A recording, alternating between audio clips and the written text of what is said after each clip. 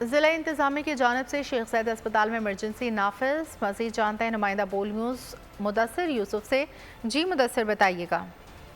جی میں اس وقت موجود ہوں رحیمیہ خان شیخ زاید ہاسپٹل میں، جہاں پر اب سے کچھ دیر قبل رحیمیہ خان کا علاقہ ہے ماچکا، جہاں پر پولیس پارٹی پر ڈاکوؤں کی طرف سے راکٹ لانچر سے حملہ کیا گیا۔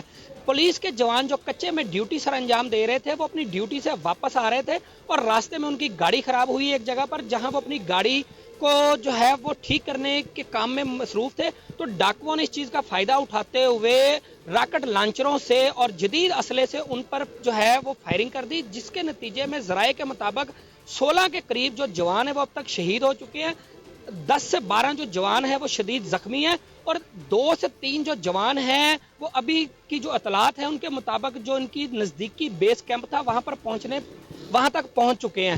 صادق آباد ہاسپٹل میں تمام جو میڈیکل سٹاف ہے ان کی چھٹیاں منسوخ کر دی گئی ہیں، اور پولیس کے جو جوان ہیں، جو افسران ہیں، وہ یہاں پر آنا شروع ہو گئے ہیں، اور رحیمیہ خان کے بہت زیادہ لوگوں کی تعداد خون کا عطیہ دینے کے لیے بھی یہاں پر پہنچنا شروع ہو گئی ہے۔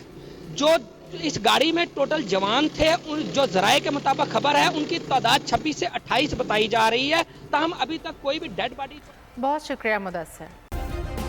سبسکرائب کریں اور بیل دبائیں تاکہ کوئی خبر رہ نہ جائے۔